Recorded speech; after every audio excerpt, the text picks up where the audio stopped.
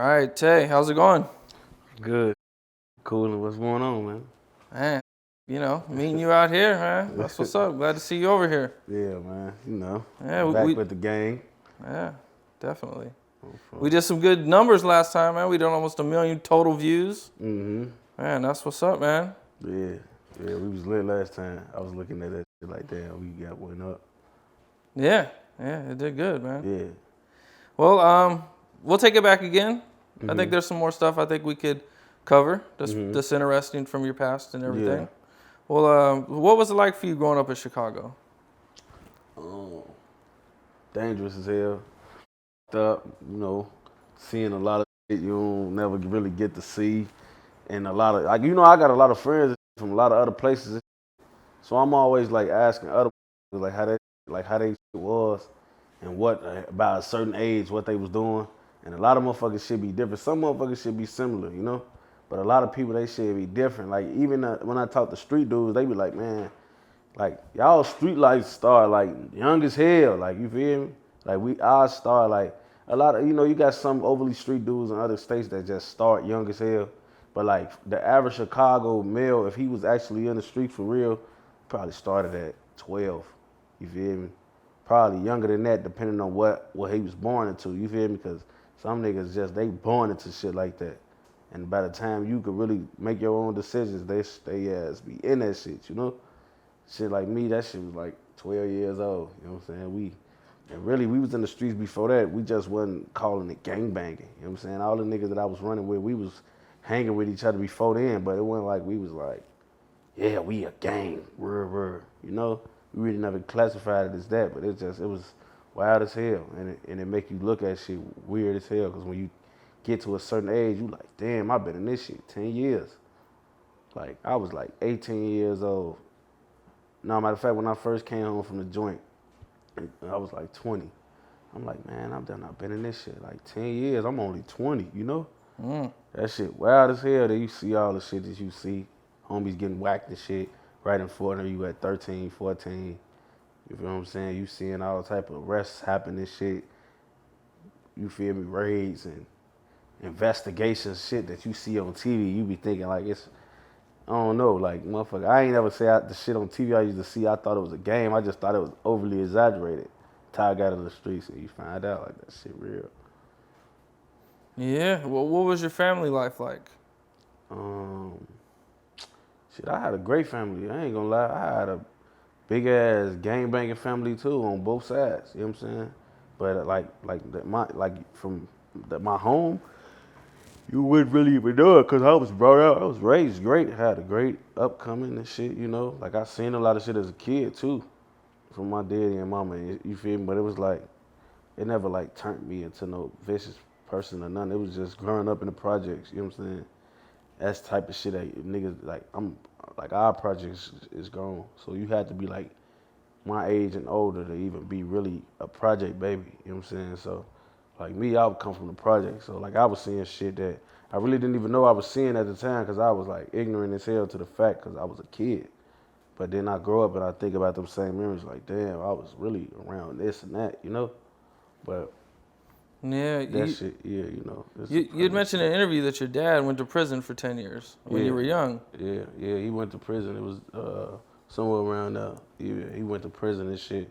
I probably was like 10, 11 or some shit. And that shit like played a big role in all the other shit that went on after he went to the feds. Yeah, so that had a big effect on you? Yeah, because it's like shit, like my daddy, like I don't really, I never been like really with the like authority, you feel me? But like I could like, agree and disagree with my parents, you know what I'm saying? Or like follow what they say. And like my daddy, like he probably like, I don't know how he would have been because he a acceptive guy too and he a realized, like, how you say the word? He a realist. It's like, so him being like who he was in the streets, it's like, he probably would have tried to keep me away from him, but if it would have got a hold of me for real, he would have just like tried to teach me to be as smart as possible. And by him being I ended up getting locked up for pipe cases at 13, 14 years old. End up, like a lot of shit he went around to tell me about, I had to learn on my own and like go to jail for real and shit, cause he went there to really give me the game. So you think that had he been around, you probably would have went a different path? I mean, either that or I would have been a way smarter criminal. Cause it's like, you know, as a parent, he gonna protect his son, you know. But if it get to like, cause like, you know, anybody in the streets, man, it's like, I don't want to say this cause I got a son, but it's like, you know, like you gonna try to keep your kids away from that cause you know what the outcome is, most likely. But like, once it's already manifesting and manifested already, like, it's nobody that could have took me away from the streets, not even my father. Like, because I didn't even know when I wasn't in the streets that I was low-key preparing myself for the real streets, because I was already running around, hanging outside, not coming straight home after school. You know me, I already had a little clique already. We all us end up basically becoming the same shit. So it's like, then where I was at, it was like it was a gang banging area, and it was predominantly one thing. So it was like anybody that was hanging over there, coming up over there, you was gonna end up being that. And I never basically like when I came from the projects, that's basically the area I was in. When the projects was up, when I went in the projects, and after the projects was gone, I was in that area. So it was like it was already manifesting. So it would have been like I can't even just just say that he would have full-fledged been able to take me out the streets. You feel what I'm saying? But he definitely could have tried, or you know, he could have played a bigger role in me like not getting in it so early. You know what I'm saying? Because you getting in 12 years old, like you still like a child at that time. Like, nigga, they could make a move. And when I'm 16, 17, you know, you basically smelling yourself at that time. You think you fake grown, you know what I'm saying? You about to graduate high school if you is, or at this point, you ain't even going to school like that. So it's just like, but me being that young, he probably could have, you know, got me out of there. Yeah, got in there and at least, you know, helped a little. Yeah. Do you know what he went to prison for? Yeah, drugs. Drug case? Yeah, some drugs. And I think I seen somewhere that his partners snitched on him. Yeah, it was some people in this case that he knew that had snitched on him and shit that I knew. Yeah. So after he was gone is when you started getting involved in everything. Yeah. What year did 600 start? 09. 09? And who started 600? D-Thing. D-Thing? Yeah. Okay. D-Thing was my dead homies. I got him right here. R.I.P. Devon. He started that. Him and Lil Boo. Oh, him and Little Boo? Yeah, oh, Lil Boo. He dead too. Both of them dead. They was best friends and shit. Okay. And so these were like your older homies? Were they your age or? I mean, like, they was like niggas that I knew, like, looked up to. But like, these was my homies though. They weren't like another bigger crowd of niggas who I didn't hang with or something. Like, they was like my age. Like, D-Thing probably would be like 25, 26 if he was alive. Lil Boo would have been like 26. You know, but it's like, yeah, these was like big bro now. You know what I'm saying? Like, they weren't just like niggas like, you know, them the big homies. Like, nah, they was big bro now. I mimicked and I learned everything from them. You know what I'm saying? Like, I tried to mimic the street shit, at least everything. I mimicked it from them. Oh, okay. What was your friendship like with the Little Boo? Lil Boo, shit. Lil Boo was the one that I got close to first. He basically like taught me everything that I know. And D-Thing, like, actually, when me and D-Thing first met, we had a problem with each other. But Lil Boo was like the nigga that told me everything. Like, man, when I first got in the streets, I had a lot of the habits that I had to break and shit because I just was just a kid. Like, I used to walk with my head down. You know what I'm saying?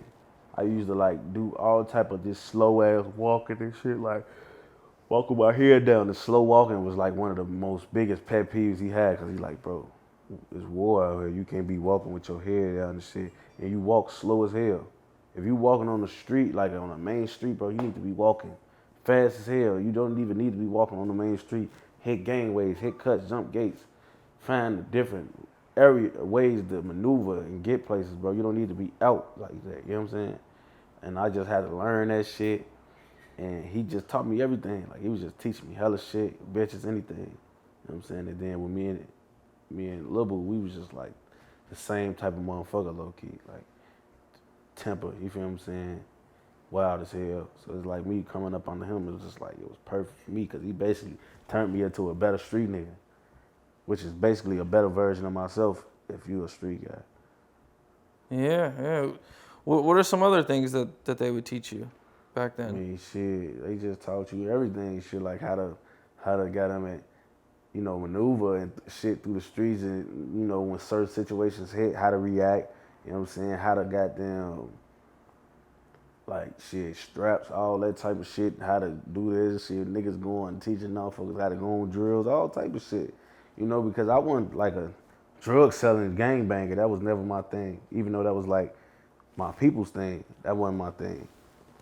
So I just was never, I was focused on the other shit around that was going on in the streets. I never sold drugs, so I never wanted to learn nothing about that. You know what I'm saying? I just wanted to know about all the other hot shit. Okay, what about D thing? Can you tell me a little bit about him? Shit, they the same. Like, that's why they was like that. Like, them niggas, they don't sell drugs and none of that shit. They was straight hotheads trying to pop some outrageous, gangbanging, tough guys.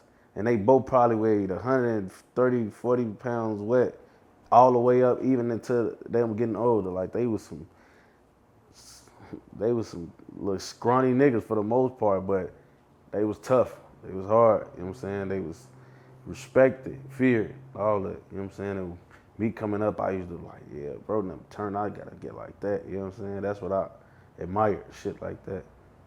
What was the effect on 600 when they died? I mean, see, they died so like 4 years apart. But it's like, D Thing was kind of like one of the first bodies that came. He came after Baldy, which is our first dead homie we ever had. You know what I'm saying? That shit came in July 2011. And then in September he came, and Baldy was my big brother too. You know what I'm saying? But I seen Baldy every day. We was on the block together. But Baldy was like a different type of nigga. Anybody that like, if you watch this interview, any of us that know Baldy know what I'm talking about. You know what I'm saying? Baldy and D-Thing was just like two different type of niggas. Baldy was a original gang member. Like, he was one of the first in that area, period. His shit go back further than all of ours, you know what I'm saying? So, and on top of that, it's like Baldy was kind of on a more, he'll knock you out and he don't do a lot of talking, you know what I'm saying? Baldy, cool, calm, collective, but he a real street nigga and he respected, you know what I'm saying? He just chill. D-Thing rowdy, you know what I'm saying? He gang involved. Baldy was gang banger too. That was our homie from the block, you know what I'm saying? He 600, D-block, all that shit. That was that. But he was just chill. He was more relaxed. You know what I'm saying? He was more to himself too, you know what I'm saying? Quiet. D-Thing, it was like, not to say like it had different, like it was a bigger or smaller effect because of how he was. It was just like, D-Thing, when it hit, it fucked with a lot of the younger crowd. When Baldy hit, it hurted all of us, but it hurted the older niggas way more. You know what I'm saying? Because Baldy, like, when you coming up, all the older niggas that's probably like almost 30 now, they had a lot longer to be around him and be closer to him. You feel me what I'm saying? So D-Thing, like, he the younger crowd. And like, when you a young nigga, like, a lot of the young niggas wasn't even just coming in to this gang banging shit to 2010, 2011. So when Baldy died, it's like, we just met him, but well, for a lot of niggas, it was like that. It wasn't like that for me. But like, a lot of niggas, they like, man, we ain't get to know Baldy, or we weren't around Baldy doing the shit we was doing. We didn't get that from Baldy. We ain't learn that from Baldy. You feel what I'm saying? Yeah. D-Thing was like, damn, it's like our mentor. Like, you know what I'm saying? Like, nigga, this nigga who showed us how to get down, how to stand 10 toes. Nigga, he showed us shit. You know what I'm saying? Like, Baldy was one of them niggas, like, he was a real game member, but he ain't the motherfucker we trying to like run behind. You know what I'm saying? He was real respected. You know what I'm saying? I just gotta make sure I word it in a way where I don't sound like I'm disrespecting him. It's like, he very respected. He very, like, he was one of them guys for sure. But D-Thing was a nigga who the young niggas my age, we mimicked him. We tried to learn from him.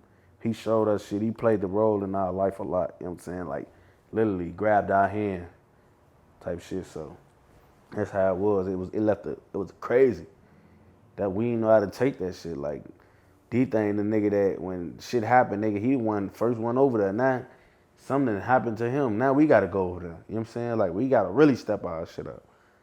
So, it was tough. We still didn't even know really how to cope with the shit from Baldy, and we lost him. And then we lost another real game over like 2 weeks later. So now we just really, our heads fucked up. We 14 years old and we like, damn, bro, we ain't just even had no dead homies 2 months ago. And a month and a half ago, we ain't even have no dead homies. From the end of July to mid-September, 3 of them gone. And we just like, damn, bro, what the fuck? You know what I'm saying? Like, that shit crazy. It'd be a hard pill to swallow. Damn. Yeah. Mm-hmm. That is the 3 dead homies within a couple months. Within 40 days. Damn. 3 dead homies within like 40 days. You know what I'm saying? So this was like 2011, you said? Yeah, this 2011. So this was when it was really going on. Like, it's like when everything first jumped off from 10 to 11, like the shit, 600 became, what we was in '09. But between like it was a lot of rap beef shit going on in 2010, you know what I'm saying? Niggas was warm, but we didn't have no dead homies. Other niggas did, but we didn't, you know what I'm saying? 2011 was when we first felt that strike, like, damn, nigga, you know what I'm saying? We felt it. And it was hard, you know what I'm saying? And we didn't know how to cope. And then it's like, nigga, we lost 2 more, basically back to back. Right. Like within a fucking 10, 12 day thing, we lose 2 more of the guys, you know what I'm saying? And it's like, back then, it's hitting like not no goofies. Like a lot of niggas nowadays, cause so many niggas that was really in this shit heavy, they didn't got killed or locked up. That it's a lot of goofies getting killed nowadays in the street shit. You know what I'm saying? Niggas that just claim shit but never really put in no work, never really sold no drugs. But back then, most niggas that was out here, you played a role in this shit, damn near a big role or a major role. And it's like, so when we losing 3 of the guys, it's like, damn, these the guys. We just was like, damn, we felt that pain. That shit was some shit we ain't never felt then. Shit, February of the next year. So it's this September now. Shit, 4.5 months later, there go another real gang member. That was like Baldy. Damn. You know what I'm saying? It's just like, now it's like, damn, G, like we really gotta, like it's really like that now. You feel me? Like it's basically a 6-month stint. Like from July to February of the next year, 4 dead homies. So it's like we really was feeling it. We was feeling it hard. At this time, we feeling it hard. Then I'm getting these calls because I ended up having to go to high school. All this shit happened in like my freshman year of high school. You know what I'm saying? And I'm in high school in another town in my city. Like I'm not even in Chicago. I'm in high school somewhere in Joliet. And it's like everything that's happening is happening where I'm going.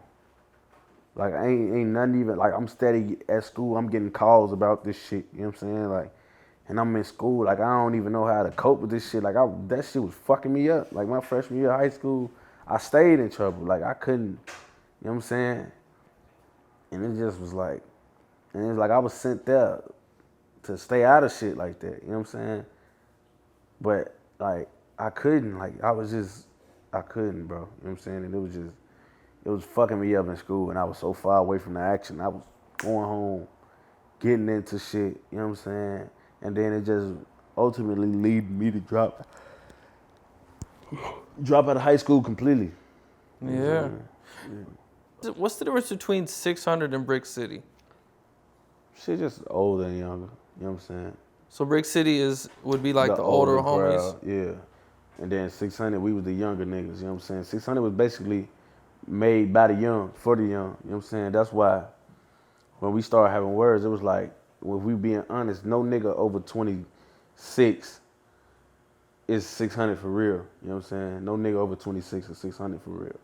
If you 26 and older, or that's what I say, 27 and older, because I know the nigga, tall folks, he probably the oldest member from 600 that's really 600. Tall folks. Everybody else would be Brick City? Everybody else that's older than him or his age and older, they Brick City. You know what I'm saying? Like, 600, we just took over. You know what I'm saying? It's not like we took over our own, like, took over our big homies. We just became the name. Like, when we first got known, people were still just referring, oh, that's Shorty them from the Bricks. You feel me? Like, even when we made 600, it was first like, yeah, Shorty them from the Bricks. That's Shorty them from the Bricks. Ain't y'all from the Bricks? Because that's what they called us. Like, our big homies, the bricks is the 59, you know what I'm saying? So it's like, Brick City, if you came in our hood, it's like, the alley is like bricks. Like real bricks, not even like cement, bricks in our alley. So like, Funny was on some Brick City shit. And we was like the younger version of Brick City. And then like, slowly but surely, 600 started becoming the household name of our area, you know what I'm saying? It wasn't no, oh yeah, the shorty them, that's little shorty them from the bricks. No, that was little shorty them from the six. You feel me? And then it just came to the point where like 600 was just becoming 600. Like it wasn't even, none of that shit over there was referred to that. You know what I'm saying? None of it. None of it was referred to none of that. It was like, man, this shit was referred to just Brick City. And now it's flipped. It's 600 now. Everything is 600. Everything from 59th to 61st, from King Drive to motherfucking Prairie, that's 600. Nah, it wasn't no more Big City. I seen in the interview that you had the type of house that everybody slept over, like the hangout house. Yeah. What was that like? Who all was hanging out with you guys? I mean, it was just like shit. Like, it really like, all right, let me just put it like this. It wasn't even like, it was like, because when you say it like that, it just make it seem like it's just, because you know, I got an idea of hangout houses, and them bitches not really respected. They ain't really clean.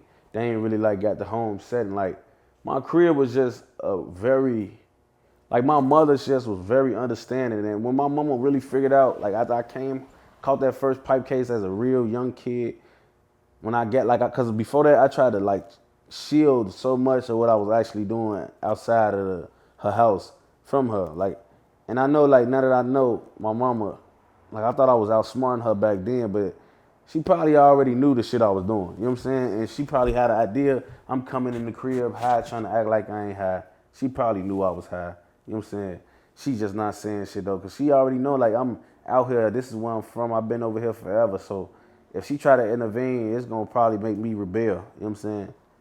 And she just was like, anything that y'all feel like y'all gotta go outside and do, y'all can do in y'all crib. That don't mean go out and just go in the house and just disrespect it and, you know, no, it wasn't nothing like that. We had a very nice house, you know what I'm saying? Very nice apartment, 2 flat, upstairs, downstairs, stayed clean, stayed thorough. You know, it just, my mama, she just understood that it was a lot going on outside in the streets, and like literally because we lived in the hood. So as soon as I step out her door, I'm in the field. You know what I'm saying? And I'm always finding the reason around the door. So she just wanted to, and she was always gone. She was at work, so she enjoyed when she could come home and I'm in the crib. So she just figured out a way to just try to keep me in the crib a little bit. You know what I'm saying? It's like if you can have your homies, you don't gotta go over dude crib and fuck a bitch, because you could have a girl over here. You don't gotta go to his house or stand over there because you want to smoke with your homies. You could smoke here. You can smoke in your room. You can smoke in the backyard or whatever. You know, you could do that at your house. You don't gotta go and make all these other places that's not safe for you your hangout spot when you can do most of that shit at your crib. That don't mean, yeah, it's 50 niggas in here. No, it's 50 of it's my homies here, my circle. We in my room chilling. It'll be 20 niggas in my room. We chilling, relaxing, talking, gang banging, whatever. Door closed, we smoking, you know, doing what we do. Or we might be some of us in the front, you know what I'm saying? How it depends on how I got it up. But it was never like, no, yeah, we at taste shit. Nah, boy, because some days it'll be like, nah, we ain't at my shit. We ain't at my shit. You know what I'm saying? The nigga wasn't gonna play with me to the point where it was like, we gonna treat him or disrespect this crib. No. And then it's like a lot of niggas that I was around me, like I kind of could say I was a more fortunate street nigga. Like a lot of niggas that I was hanging around didn't even have the privileges I had. You know, they ain't have the like safe haven I had. A lot of them ain't have shit, honestly.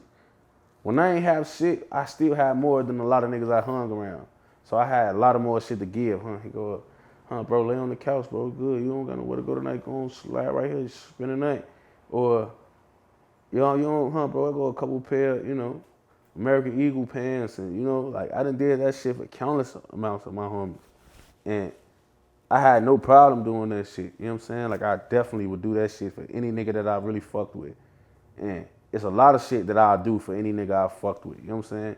And a lot of niggas I fucked with didn't have shit. And that just was like, what I knew, and I had to understand that, and I tried to provide as much for the niggas that I hung with that didn't have shit as possible. And if that was me providing somewhere for them to stay 2-3 nights out of the week, that's what I was gonna do.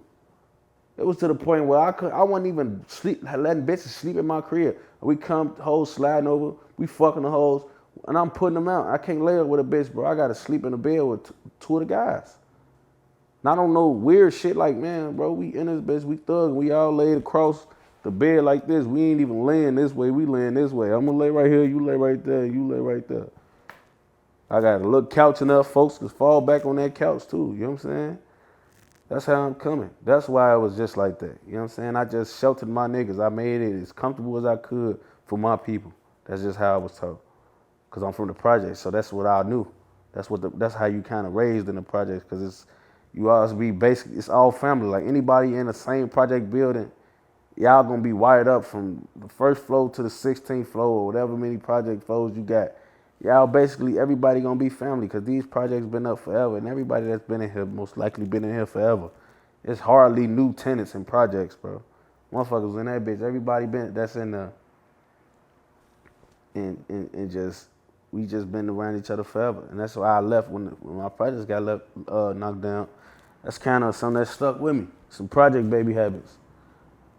Oh, okay. Oh, so your projects isn't there anymore? Nah, it's no projects at all, period, in my city. There's no projects at all in my city. All right. Is there any stories you can share From the projects? from hanging out with maybe LA Capone or? Oh yeah, shit, we got hella stories from me and bro, like a lot of shit. It's just a lot. That's why when people ask me, I be like, yeah, I got a lot of stories. It just be like I gotta literally sit and think, cause we got so many, I just can't even like, damn, think of one. It's hella wild shit, funny shit, you know. Wild parties or something, or? Me and bro, man, just hang around each other so long. The parties and shit was the shit that, cause when we was gangbanging, parties was like, unless they was on the block, parties was meant for just peeping scenes and getting hoes. It wasn't really for enjoyment. You know what I'm saying? You peeping the scene, you trying to get some little hoes in the midst, but you watching it. Cause back then it was like parties was like, it's 9 hoods in the same party. Nobody really into it, but nobody likes each other like that either. You know what I'm saying? Which is like, anything go up at this time.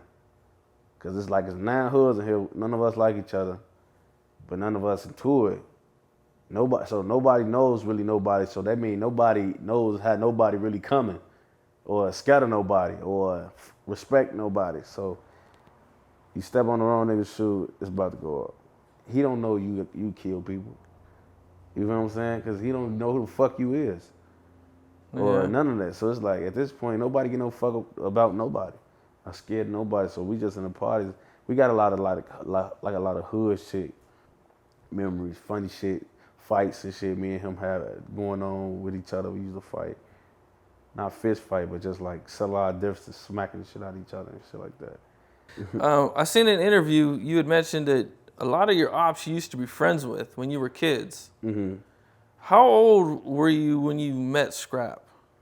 Scrap. Oh, Scrap from MOB.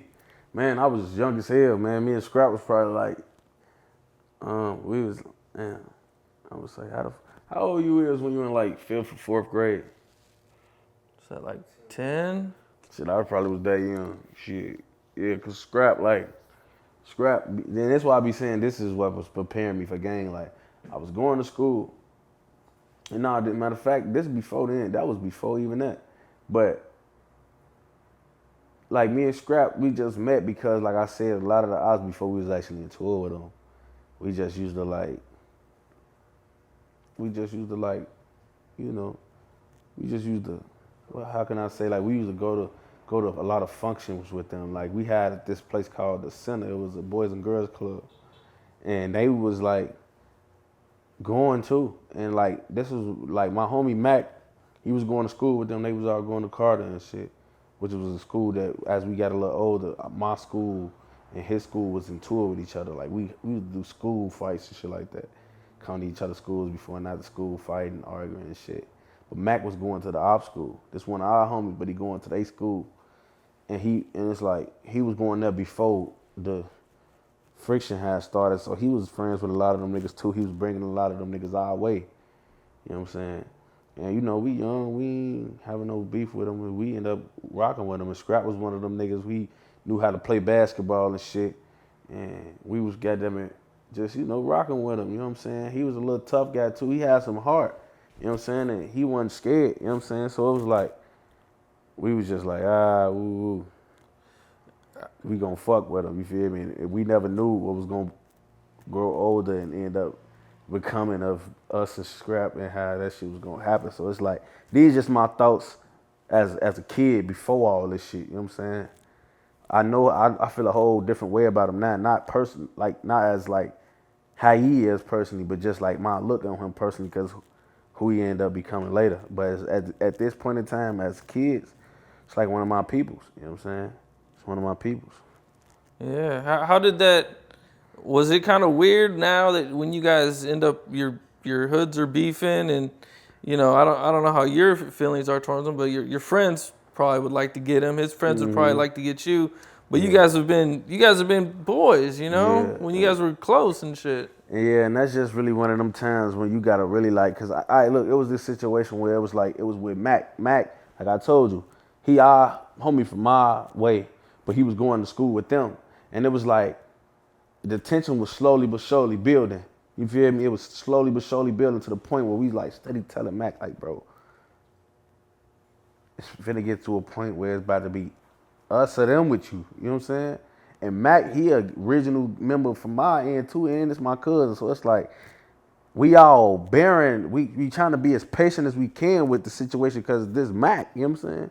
But at the end of the day, it's like, bro, it's about to start being guns blazing with them niggas, bro. It's about to be you in which ways you want, like, cause once guns drawn, you know what it is, bro. And you call with either side, you are out to the other. You know what I'm saying? So he ended up picking the side, he picked our side, but it was just like, it was a hard pill to swallow. Like, these is your everyday homies too. Like, you seeing these niggas before you seeing us, cause you in school from 8, 9 o'clock in the morning to 3:30 with these niggas. You know what I'm saying? Then you gotta come gangbang with us. But it's like at the end of the day, I still gotta go to school with these niggas, bro. Y'all talking about we finna get into it, bro. I still go to school. You know what I'm saying? Like, I got to drop out of school too when I got to do this shit. You know what I'm saying? This is like, it was a hard pill to swallow.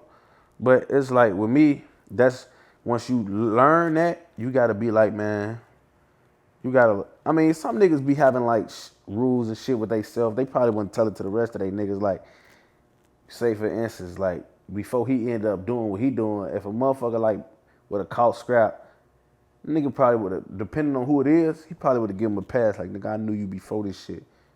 You feel what I'm saying?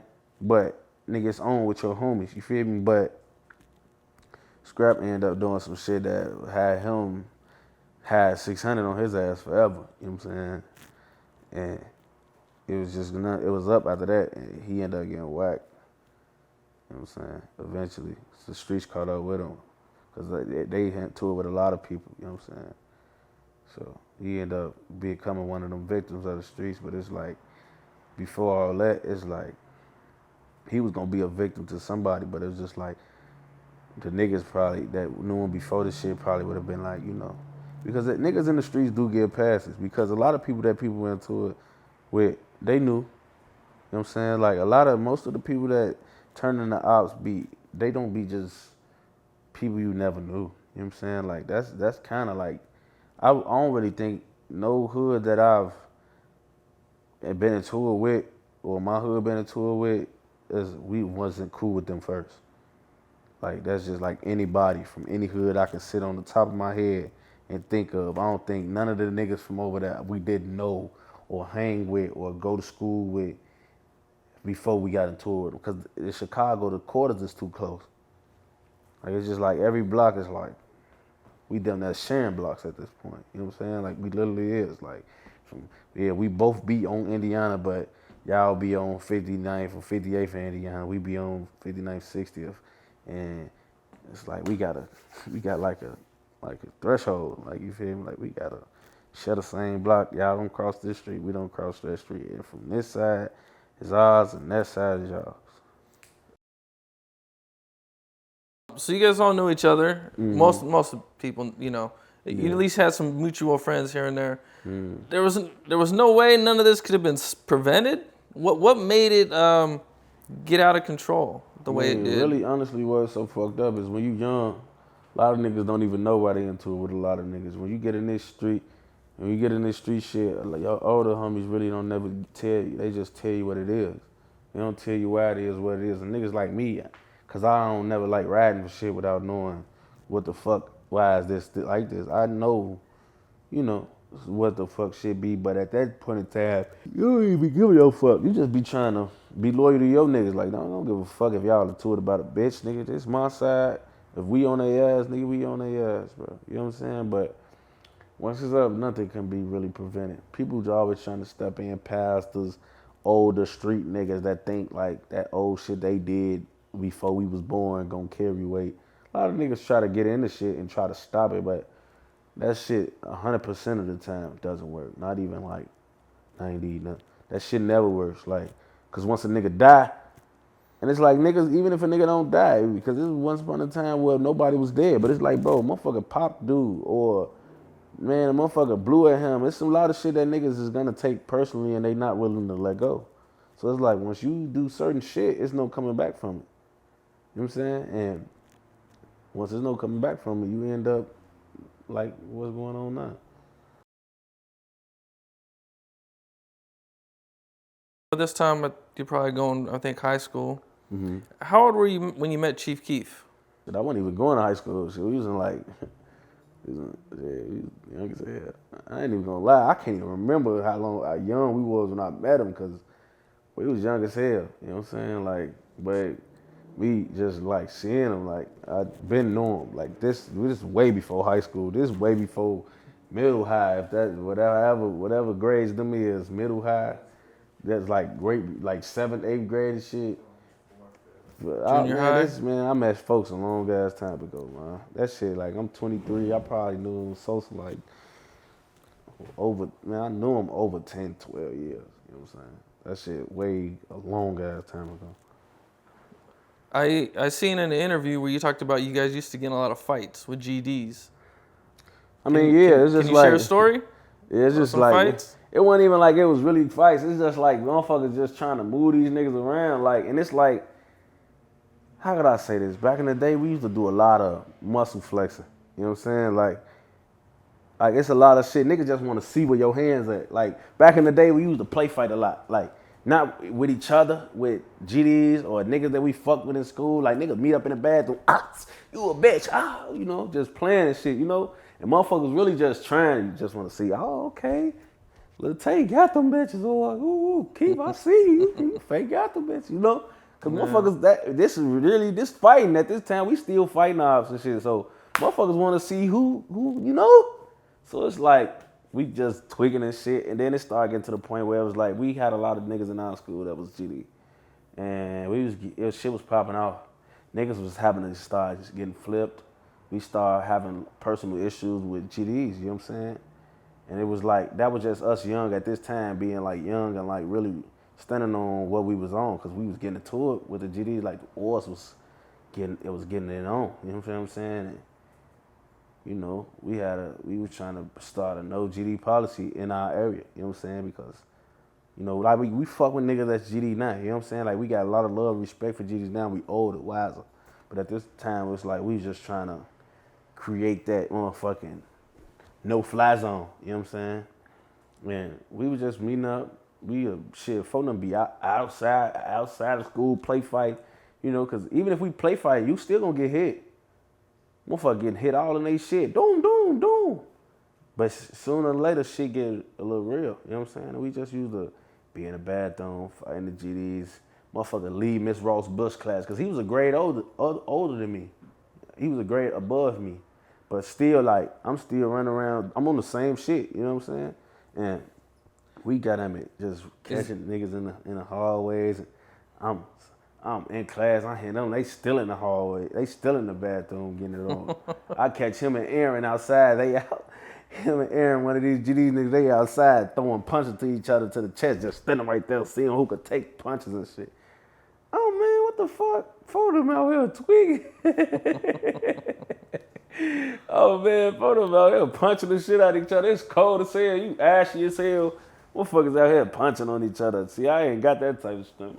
We gotta get serious. It's a little bit too you hit me a little too hard, folks. You know what I'm saying? But we just young niggas, man. We was just doing young nigga shit, trying to get them mark our territory and let them motherfucking know what we was on. You know what I'm saying? Is there any situation that sticks out Between who, us and the GDs, or like just with you and Chief Keef? Like on the bad side?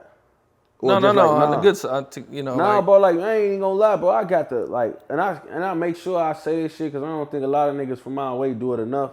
You know what I'm saying? I got, like, the utmost respect for folks on BD. Like, that's just, like, what I like, me seeing everything, like, being full-fledged front row, like, seat for everything that went down. Like, I never I've never, like, I probably have never, like, as far as how I see a motherfucker where they started at and what they was able to become on Lil Boo, I probably never have respect for another nigga how I respect folks. And that's not me dick riding or nothing. It's just me, like, real life. Like, when you understand certain shit wouldn't even happen if it wasn't for folks, then you start to appreciate the shit he did a lot more. You know what I'm saying? Like, I'm not saying nobody, include me, not talented enough to be a major recording artist, you feel what I'm saying? But before Shorty opened that door, it was a lot harder. Like, it was way harder. Like the shit we doing now, like every rapper in our city, even the niggas that don't got no ties to him, jumping in this shit, first couple videos doing 10, 20, 50,000, 100,000. Bro, you know how hard and unheard of that shit was and is in a lot of other states? It's niggas jumping in. When you jump in this rap game and you a nigga from, goddamn it, Little Rock, Arkansas, North Carolina, you ain't jumping in this shit your first video doing 5,000. Niggas be around here doing 4, 20, 30, 50, 100 likes. That's from you and everybody in your family you sent to that Plus Pray one time. Out here, bro, even our cameramans is lit. In my city, even our cameramans is lit, bro. Like, it's to the point where it's like, damn, bro, is you serious? Like, everybody out here reaping the benefits off Shorty. Like, I seen it. I was around, bro. My daddy and them hung with Bump J. I seen it when he was out. You know what I'm saying? He played a big role in a lot of shit. I mean, my daddy and them, like, it's just like my daddy and them knew a lot of these niggas, you feel me? I seen this shit with Ye. I remember this shit with Twister, like, and I was old enough to be around for all this shit, and my daddy was like a real music connoisseur. Like, he listened to hella music. That's how I know, and I'm familiar with a lot of throwback or old artists, not old school, but like early 2000s and shit like that. My daddy banged all that gangster shit, you feel me? Or all that shit that was hot. He banged that shit in his truck. You know what I'm saying? And I used to be in the back seat with my father, and I was listening to everything. Niggas in the city, like niggas Sly Polaroid and all type of other niggas that was in the streets that was doing shit in my city. You know what I'm saying? But it was like when he hit, it hit like a chain reaction. Like, nigga, everything after him was lit. You know what I'm saying? And niggas that was probably gonna get in and be lit was able to get in quicker and be litter. You know what I'm saying? It wasn't no. And it's like you appreciate it because it was like he wasn't even the first to sign. I remember the shit when everybody was getting signed. You guys started a wave. Yeah, like he started a wave and he wasn't even the first to get like some money from this shit. I think folks in them from the Lamb had signed like that summer of 2012. Like, I think if I'm familiar for it was like, I think Dirk and Reese had signed in the summer of 2012, and then he came and signed in like December. But it was like the fact that he had when he got them M's and he touched that shit and he bro, that shit it was wild, folks. And it was wild for every hood that he was involved with. You know what I'm saying? So it was like, it's like me coming up, seeing this shit. I'm not even trying to rap at this time. It's like, I'm just like, damn, I'm watching everything. I don't got to care my heart for music at this time. You know what I'm saying? I'm watching everything. Then, like, me and Cap taking me he coming to grab me every day. I'm going to Social Crib. And I'm just, like, seeing the shit. Like, I'm just seeing the shit. Like, damn, bro. Folks got cars, like, real live, foreigns, straights. Like, he got this shit parked outside on the line. You know what I'm saying? He got this shit, like, bro got this, like, he really having this shit. Like, this shit you see on cribs, folks. This wasn't no shit we ever saw. You know what I'm saying? Like, we never seen no shit like this to the point, like, bro, you got a Manchester. I walked in your crib, bro, and I'm in this bitch and I'm hearing echoes and shit. You got the marble shit. You got a foot like 6 rooms. You 6, 7 bedrooms, folk. You got, I'm talking about all type of like everything that you got just screams you got money. And I just like you got like you a millionaire. You know what I'm saying? And I'm like, bro, I know where you come from. I'm damn scared.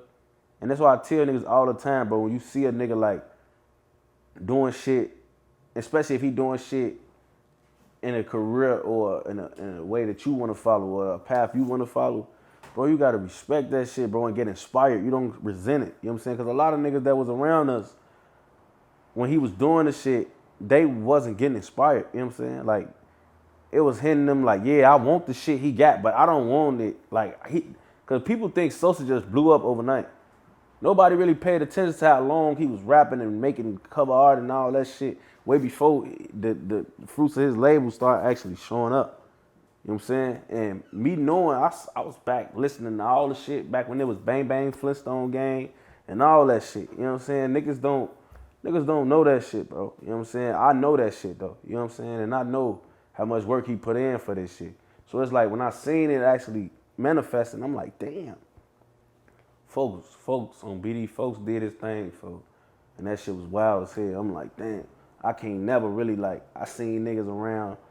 I'm in the hood still, but I'm with him still every day too. Like I'm with him and Cap and them. I'm spending a hell of time with these niggas after when he when he first signed a deal, he was like gone for a little minute. You know, he had to get his bag. You know, he got the bag, was on doing all type of out of town shit. When he finally got the crib up north and shit, like, Captain them coming to slide on me, we gang banging, sipping drinks, smoking joint, all that shit. And it's like I'm seeing this and I'm in the hood every day too, and I'm seeing how niggas is just like, they just niggas wanna talk down, they wanna hand out, they want to take, Niggas want what he want, but they don't want to do what he do to get it, you know what I'm saying? And I was like, man, knowing what the fuck folks came from, folks. Like, folks' battle was harder than mine on BD. So it's like, I'm like, man, if he could do this shit, I know I could do this shit, you know what I'm saying? And I just got inspired, you know what I'm saying? And that shit just like, with that type of shit, bro, this how I am, like, this is why I'm talking to you right now. This is why you even want to talk to me right now. You know what I'm saying? Because I got inspired from niggas like him, and I started taking this shit serious. And I end up, you know, was able to reek off some of the fruits of his label because he got on, and I come from his era and his area. So it's like, he lit us all the way up. So it's like the microscope was still on us when they didn't even needed to beat directly on him. And for that type of shit, it's like, you just gotta respect it. You gotta respect it. You don't get no fuck. It's to the point, even his ops, nigga, the ops got a little voice because of what the fuck he did. Cause niggas was like, all right, who the fuck is he into it with? Who is the niggas he always talking about and smoking on and tweaking off and shit in his songs? Let's go see what they talk about. Now his ops doing 100, 200, half a million. You know what I'm saying? That type of shit, bro, nigga, everybody got to respect. And that's the type of shit that I really was like, yeah, folks to go, bro. When he was hanging around, who was he closest with? He had his crowd. His closest homie was my dog, my nigga. He ended up being my celly too. My homie named Tali. Tali dead now. You know what I'm saying? Some wild shit happened after we got out the joint and shit. Tali was just like another motherfucker, like, just before all the other shit, like, Tali, like, is coming up in the streets, that's all we know, him and Tali. You know what I'm saying? Tali was like this. You know what I'm saying? Him and Tali was like this. They both had the little Hawks and shit back then and shit. You know what I'm saying? Both used to be, Tali was just a little fresh motherfucker too. He used to have a lot of drip back in the day. His peoples loved him back in the day, but he was just a jailbird. Like, Tali been going to jail, catching bids since I knew jail was a place criminals go. I'm like, damn, so what the fuck folks always at jail? Folks says catching cases young. His bid started real young. And he started catching hella time really young. You know what I'm saying? Like, we 15, 16, folks already done served a year in motherfucking, he going to motherfucking Joliet or fucking Kiwani and shit like that. Like, he already went to the baby joints and shit. You know what I'm saying? IYC. You know what I'm saying? All type of shit. So it's like, it was just like, bro, them was just, Sosa never really had to go back and forth to jail. So Tally was always just getting booked and shit, but that was from what I can remember, and I'm 100% sure I'm right, but that was his closest homie back in the day, Tally. Do you have any stories you could share about just hanging out with him? Who, Tally? Chief.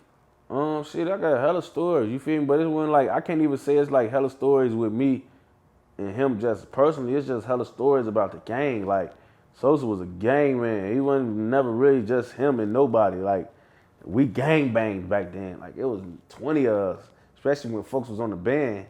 Niggas in his crib, we gang banging in the crib every day. Just, you know, he was shooting videos in the crib. You know, see they never go slide. You know, some shit like that. It's just like a lot of, you know, just a lot of shit to be just gang banging. You know what I'm saying? Like, it was gang banging going on. Have you guys talked or communicated? And We talked, folks. We ain't talked since that time we talked, but he got end up DMing me out the blue. I'm so tweaking that shit. Folks be tweaking. He DM'd me out the blue like a couple months ago. We chopped it up and shit, you know, just chopped it up. Just on some tweaking ass shit, talking about nothing really, just, you know, catching up and shit. It was funny because I'm like, damn, what the fuck? I see folks shit, because before that we haven't talked in a minute. I see folks shit in my DM. I'm like, what the fuck? I clicked the page because I'm like, oh, what the fuck? What the fuck folks just DM me for out the blue? Folks in that bitch, we talking about Xbox games and you know your game head and shit. So we just talking. Oh, folks, we just talking about anything and shit, but you know. That's gang, folks. I had seen in an interview you had mentioned that you'd been shot. Yeah. Can you tell me what happened? Shit, I got shot in Atlanta with a stick. That's really what happened. I got shot in Atlanta with a stick. They popped the fuck out of me, man. Where'd you get shot at? And my motherfucking leg down there took my shit off. They had a Drake. They had a Draco. They came to that bitch, blowing at the car that I was there. It was somebody else's car. They thought it was another motherfucker in there, but it was me. You know what I'm saying? And they ended up shooting through the window. And I was in the passenger seat and I had my motherfucking legs like on the fuck you call that shit, man? Yeah, I had my legs on the dashboard. You know what I'm saying? They came through that bitch hidden. And it hit me. In the leg, and they thought you were somebody else? Man, because the car was in, you know, it was a familiar car that the nigga who was blowing was looking for. He thought the dude was in there, but it wasn't. It was his car, but he wasn't driving it. You know what I'm saying? Me and my cousin. Actually, me and ABE was in the car. You know what I'm saying? And it ended up hitting me in the leg and skinned ABE and all type of places. You know what I'm saying? I'm just really happy we both made it out that bitch alive, because now that I'm thinking about it, AB, that's my closest, that's my dog. So it's like, he really like, how it was happening. It clapped me in the leg, but he's sitting right here next to me in the driver's seat. So what was hitting me could have hit him in a more fatal place. You know what I'm saying? Because I got my legs up here, he's sitting here.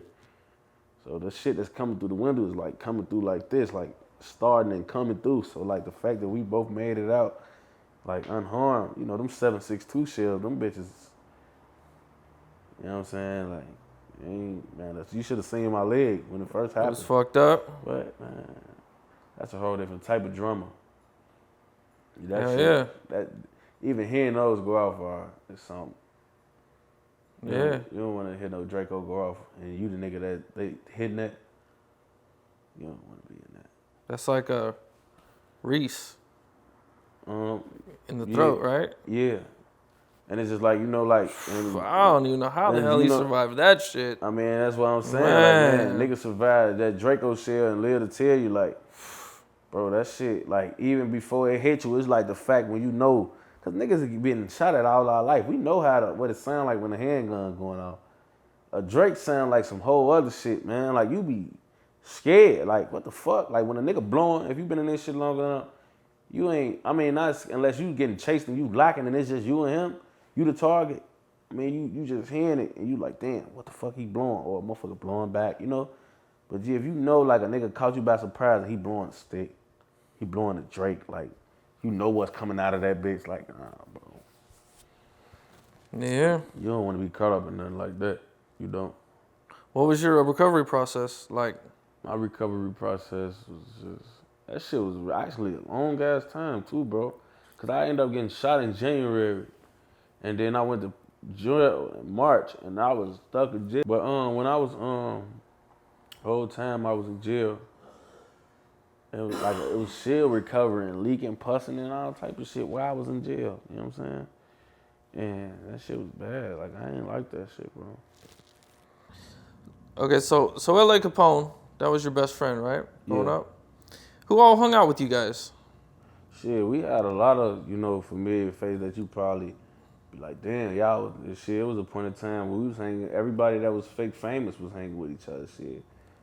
Shit. Keef knew him. Dirk, Reese, shit.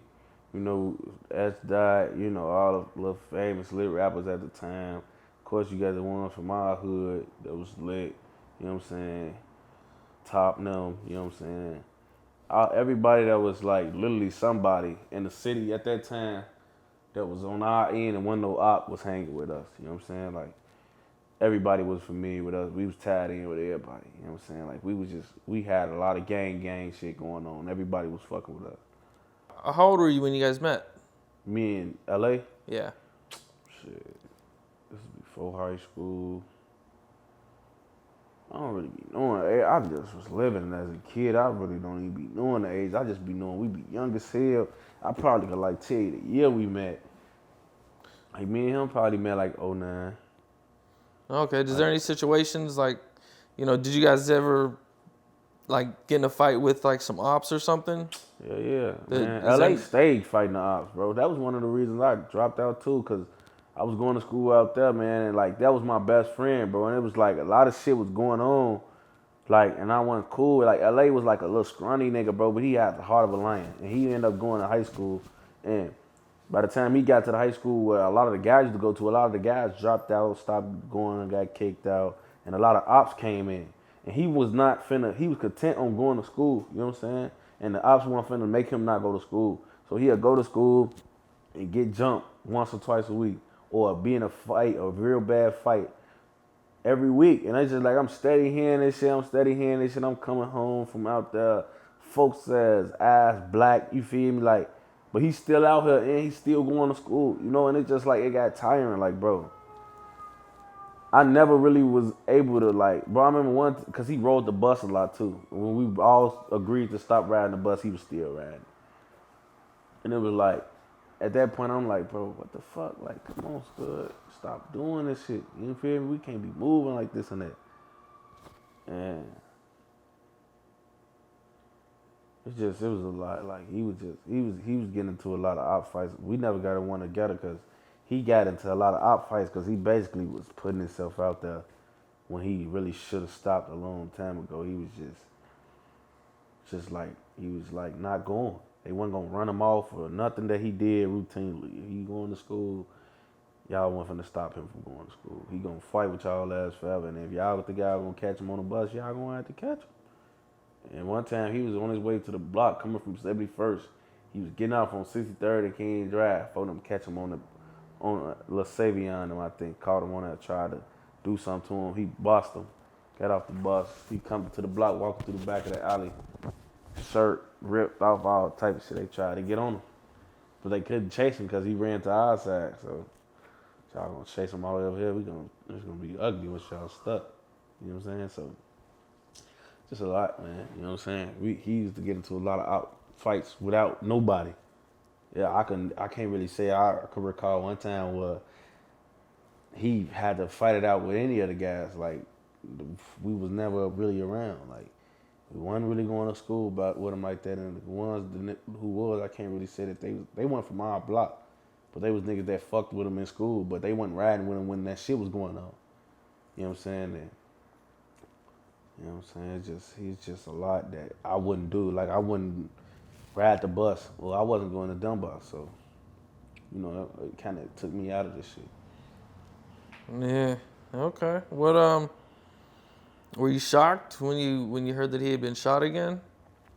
Yeah, I had been shocked because I thought like I wasn't even aware where the fuck he was at. Like I didn't even when I heard he got shot and where and how, like when the shit finally started, like what the fuck? Because like me in LA, like the thing was like we kind of called each other about a lot of shit, especially shit that was unsure. You know what I'm saying? Like if we didn't really know the total outcome of shit. Like I remember one time he had caught a case, and me I was kind of in and out of the juvenile system, and him like as like far as just going to the Audi home. So when he fake caught a little case of shit, folks calling me asking me what's gonna come with this and what's gonna like shit like that, and I'm like,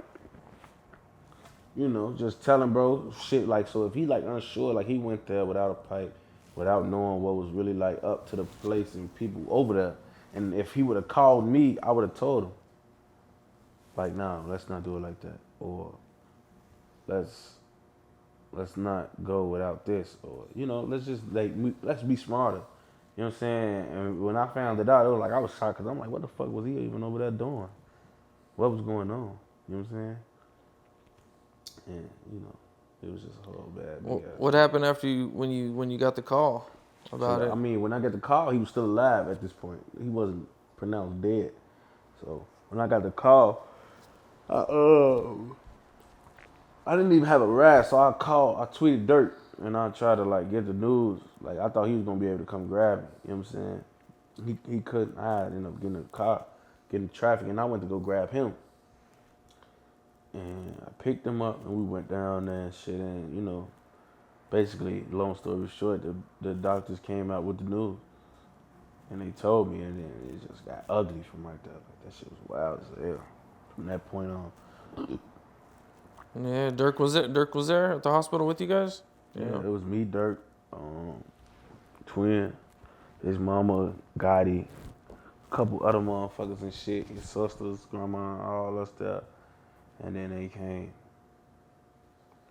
out and told everybody. They told his immediate family to step closer to where they was at. But I was like, I didn't really want to hit, because I ain't gonna lie, like I just feel like every time I ever gotta hit something, it's between, the outcome can either be good or bad. Usually when it's me, it's usually bad. Like anything right there's some news about somebody else. If it's somebody I know, it's just gonna be bad. It's always the worst. You know what I'm saying? So I just stood up and I'm like, shit, if they say something bad, I'm gonna know, because I'm about to see the reactions. And so it's like, soon as they open their mouth, it was like instant tears, hollering, all this and that. And I just knew. I'm like, damn, it's over. It's over. They killed him. He gone. I called Rondo and C-Day. I called Rondo. Rondo was somewhere else. C-Day and Booker was at my crib. I called Rondo first, then I called C-Day now. And they was like, they like, bro, what you mean? I'm like, bro, it's over. Like, he dead, bro. He dead. They just told us, bro, he out, And it was really emotional. And I started crying on the phone and shit. Phone them, C-Day just was like, what? Like, he really just he wouldn't understand, you know what I'm saying? Shit. Booker was in the background, and it was like, everybody just started rushing up there. People started popping up. And it was like, it got real. After that, it was real. It was so crazy. The niggas who are accused of doing this shit, they all in prison now. We really had the news about the shit just same night. Before all us left the hospital, we had a story of how it happened and who supposed to did it and who was all that when it took place and shit. And a year later, they all end up telling on each other and shit and getting cracked and shit. And the story came out to be basically what we heard. You know what I'm saying? They all started telling on each other and shit. Nobody would admit to doing it, but they all started snitching. They all admitted to playing a part in this shit. And it was just wild as hell, because that's how fast the streets talk. Like, he got shot at, it was that late. It wasn't that early when he got shot. Yeah, I got shot later in the day. And by the time he was diagnosed dead and everybody made it to the hospital, we had already had this story of who did it. And then a year later, when them niggas all got locked up, one of the niggas got locked up for a pipe, and he started just snitching on a murder that he was involved in, thinking they was gonna like throw his pipe case away and just let him out. The whole time he got himself way more time than he even would have had if he would have just took the pipe case. You know what I'm saying? And it ended up coming out basically what we was told. A year later, they started telling the shit. You know what I'm saying? They started implicating each other in what was really going on and all of this and that and the third. You know what I'm saying? Just basically telling like a motherfucker, telling folks them what's really going on and shit like that. Telling them people what's going on. One of the niggas got locked up for a pipe and started telling on the body that he supposedly was involved in, and he started the whole case, and they all started telling on each other and shit. So like what we had heard the night he got killed, they ended up kind of confirming the shit.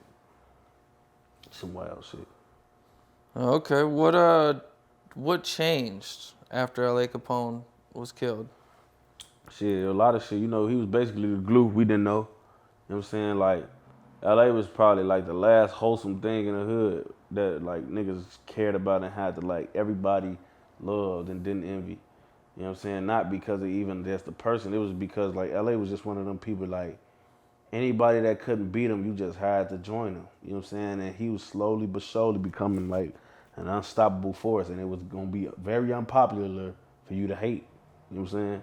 Like LA was like, I seen it with him and Rondo before I even knew it like was finna really be that. Like Nine was like the biggest rapper from the hood at the time when LA first started rapping, and it was like Nine, he was very comfortable with like him having that certain amount of success or clout that other niggas from the block couldn't reach because he was fucking with OTF, and you know he was just had a lot going on. And it's like, you know, when LA started doing it, he ain't need no song from no nigga that signed up. Nothing. He just was taking off on straight talent, and the streets was knew who he was and how he was, and everybody was behind him. He was going so crazy that if you couldn't beat him, you had to join him. And niggas like Rondo, that's where you see Rondo, you know, getting on a lot of songs with him and shit, you know. You know, it's his homie, so it could, you know, to a certain extent it's expected, but it was like, gee, everybody wanted to get songs with LA kind of like keep they self lit or to get back lit or just, you know, to just stay above water. Because LA, bro, it was like he was taking off, but he didn't want to take off and be bougie. Like he wasn't taking off and acting weird. He wasn't doing none of that. He was just literally normal acting, still in the hood every day, doing everything. He just a sneak off to the studio occasionally, knock a couple songs out. And shit, when he came to the block, we shooting videos, shit, you know? And when he died, it was like, we ain't had that no more. Everybody, again, trying to be self. Now, everybody had to buy into what LA was doing. You feel me? When he got killed, it went back to niggas trying to be the best man. You know what I'm saying? And everybody want to be their own, like, everybody want to be that nigga instead of buying into, like, a team goal. You know what I'm saying? And it was like, LA was kind of like a team goal. Like, we all, like, nigga, Hoodo was paying for his flight to go see T.I., nigga, like, we all was, nigga, what? Make sure LA get to the studio. Like, niggas, bro, we all, like, had to, like, take in, because we knew, like, bro. And then, like, this my homie, so, of course, like, I'm on whatever regardless, but it's like, bro, niggas, everybody had to buy into what Shorty was doing. He was that cold. Like, if you wasn't trying to help bro reach his goal, bro, you was dumb and you was a hater. Everybody was buying in. You know what I'm saying? And when he died, it was like, shit, fuck it, man. Do me. You know what I'm saying? And everybody kind of got that mentality, and niggas started hating, envying. Niggas wanted to compare themselves to him. Niggas started stealing money. You know what I'm saying? Like, money, like, he upload music and shit, and niggas around helping him or uploading the music for him, you know what I'm saying? And getting paid off music, not cutting them in. And then when he died, of course, he's a fucking, that shit supposed to went to his mama. And niggas collecting money off LA still to this day. And you gotta remember, sad but truly, when you die, shit just get bigger. Like, so many people went and bought his songs and all that off iTunes and all of that at the time. Bro, the person who was getting chased off LA probably made $500,000 by now, at least, because he been dead 6 years. And you got to remember who he was and what he was doing at the time that before he even died, millions of views and lit and doing all this. He was a household lit nigga in our city before he died. And when he died, it just like really went up. So everything that had his name on it, especially the shit that you could buy, they profiting. They still to this day profiting off it right now. They getting fat ass checks from So Loud or, you know, all the type of shit that they uploaded on there back then. And his mom's not getting anything, or they won't even admit that it's them doing it. And wow. and mama, like she had some people she knew look into it, and it was like we basically found out who it was, but it wasn't their name directly, but it was kind of like their name at the same time. They ain't have it worded how they got they name worded, how everybody refers to them, but they had it in there like that, and it made sense because who he is, the person who we talking about, who he is, and what he actually does for a living, it made sense. You know what I'm saying? And who he was around. It made sense. So it was like, all right, cool, damn. Bet he never admitted to the shit. So we really could never do nothing about it. But a lot of people made a lot of money off a lot of his homies. Yeah. Because there was certain people in the game that was rapping before him that was helping him do a lot of that shit. And they wouldn't admit after he got killed that it was them either. People that inherited so much money from LA over the years. And they never gave nothing to his mama. Nothing. No, nobody. Damn. You know what I'm saying? So it's really like, and this shit that, like, motherfucker, this shit that started happening way before niggas want to act like when 9 of them got locked up, that broke the hood up. It's just so many shiesty things that niggas was doing. You know what I'm saying? And niggas will never cop out. You know what I'm saying? But it was fucked up. Yeah. Yeah. Yeah, that is, man. I seen a lot of situations with Tupac too, man. Mm-hmm. Like I just interviewed Kendrick Wells. Mm-hmm. He was Tupac's like high school friend to when he passed away. Mm-hmm. And then there was just all types of shady shit that happened, man. They sued. A Finny? Whatever the fuck she wants. She wants these records? She can have them. She wants this? Never been a greedy man. I've had lots of money. I've been rich and I've been poor. But I've never been greedy. I said, she can have this. I just want to sit down and talk to her.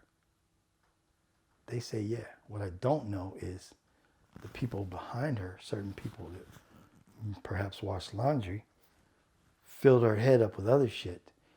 That's what I thought at the time. But what I find out is that's what the lawyers know how to do this shit. They had her come yell at me for some shit I didn't do. That set me up to just want to have a conversation with her to straighten it out. My whole thing was never to get rich off of Tupac. I loved him. He loved me. That's it. And all these other people, everybody else attached to Tupac, they all wanted something. You've heard my story through other people who never even knew Tupac. And that's how it goes. Everybody wants a dime. Everybody, and I never got to sit down with her. The person who I think I helped get gainful employment could have squashed this shit. But I think she had a vendetta against me for some reason. Because she never let that meeting happen. I never talked to Finney. And they stole those masters, some of which were my recordings. And, you know, went through all types of stuff with him too. But a question I always see on the internet is, does he have any unreleased music? LA got, how can I say it, man? Like, he got music that has not been released that he probably wouldn't want released. You know what I'm saying? Because it was like, he got a lot of music that he made before everybody knew who he was. You know what I'm saying? And before he really perfected his craft. A lot of the fans that probably hear the shit, they'd probably be thirsty to hear it because it's fans. It's not weak though, you know? But, you know, it's just like when you a rapper, and one thing why I know is just like people just like, we love to perfect our craft. You know what I'm saying? And it's probably a reason, for whatever the reason is, that it's not out. You know what I'm saying? Or he didn't put this out sooner than what he first dropped. You know what I'm saying? So it's just a lot of, you know, probably it was mediocre to him. Still raw, but mediocre. So there won't be anything released? I mean, I don't know. Shit, bro, I ain't gonna lie, bro. I can't even, like, I'm a real big LA gang, like, on the Chief, like, on the LA Nation General, but, like, I swear, everything to do with LA, bro, I literally have to speak with Mama Capone first. Yeah. I don't even announce shit like that without, like, whatever she yeah. I ain't even I don't make no moves or announce nothing too crazy Yeah. without talking to her first. I had to talk to her when I changed my name to take Capone. I had to ask. Well, I don't know. I'm just like that. Like I'm just a traditional guy, and like she basically like the heir to his throne. Even though she made him, like whatever that got to do with him or anything, you kind of like it's kind of cool. You should like who you should just say something to her first. Right. That's just out of respect. Just Yeah, it's say, just like a you cool respect with thing. Like this? I just be having to like, cause mom, like, she involved. You know what I'm saying? And a lot of fool niggas, they be trying to act like she don't got the rights to a lot of shit that she actually do. So I just make sure I don't never forget. You know what I'm saying? Yeah, I hear that. Yeah. I believe I seen an interview that you ended up going to a jail. You ended up going to jail for a pipe that wasn't yours. Mm-hmm. And so how did that happen? I mean, shit, they kick you in the studio and, lock me up for some shit. Cause I guess I don't know what they message was. I'm closest to it. Or, they never found it on me or nothing. They just, it was a studio setting. I guess however they worded it or figured out it happened, I ended up getting it put on me. But like that shit goes on a lot. There's a lot of niggas that get convicted of shit. I actually end up serving the time for that gun, then got out and fucking beat a pipe case for some shit that probably was mine. I'm not even gonna admit that it actually was mine, but the second one had a better chance of being mine than the first one. But the first one definitely wasn't mine, and that's the one I did all the time for. Then I came home, and the one that made more sense, it was the one I ended up beating. You know what I'm saying? Like, I don't know, man, the system is kind of fucked up. Like, What was it? What's jail like in Chicago? What's the? I mean, when you run into your ops, is it on site in jail too? hell yeah. And it's like really like what's so crazy, I think we got the second biggest jail behind Cali. You know what I'm saying? Like the biggest populated jail on one domain. Like I think we got like the biggest jail. It's like sitting in one spot. Like we our compound is humongous. You know what I'm saying? And it's like 12,000 inmates in there. And that shit is just like it's so many people in there. It's like you gonna end up. Because how they do us in jail is they go off your areas, you know what I'm saying? Because they try to like act like they do that to keep a lot of people out of that don't fuck with each other out the same thing. But if they going off areas, they doing like, okay, so he from King Drive, he be over there. Okay, he be over there. You know what I'm saying? They could be on the same deck together. Whole time, we are in tour with each other. We just both from King Drive. They on one side and we on the other side. And I feel like they be knowing this too, but they have fun knowing that shit. We possibly might start tweaking. So it just be a lot, like, you know what I'm saying? Like it just be a whole lot. Recently, I believe D Rose lost his appeal. I read some shit like that, but then and that's what I be telling motherfuckers about, like, the fake shit or like shit that people really don't know how to read. Cause as soon as I seen it, I asked his family and I talked to his little sister, and she told me she like his appeal never even got started yet. D Rose was in a situation where it was like he had caught a lot of time and said he was in segregation, and he was in SEG, like he ended up doing a lot of time in SEG. Like I think he went to Pontiac for like a year, and you don't get to talk on the phones or none of that in there. You only get to have, conversate and contact through letters. And he didn't want to even get the process started because I don't want to be just only being able to talk to my motherfucking person that got to defend my life and my appeal through a letter. So it's like he was just like, I need to be able to conversate and have contact with him or something, you feel me? Because a lot of lawyers, they're not just going to come see you all the time. They're not going to drive an hour and a half, 2 hours to go see you once or twice a week, you know what I'm saying? And if you only going to come up here once a month, or if that, you know what I'm saying? If you ever going to come, you know what I'm saying? Because a lot of people not willing to do that for their clients, even though I just gave you 20, 25, 30,000. You won't drive an hour to see me, but I just gave you 30,000. But so it's like at the end of the day, he didn't want to be in a situation where he was like just very out of the loop with what's going on with his case. So it wasn't even started yet. from what I was told. And so I'm like, so basically that's a lie. They like, yeah, that's a fucking lie. Where would they get that information from? I don't know, bro. Like I keep telling people, motherfuckers is getting smart out here. People make what they want to make up, bro. Like, and that's why I say I get right to the source. Like the shit that I read was real thorough. It looked like legit.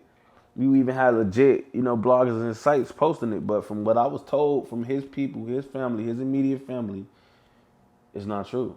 You know what I'm saying? And I feel like it would have been a little too quick anyway. The process, if anything, would have just started.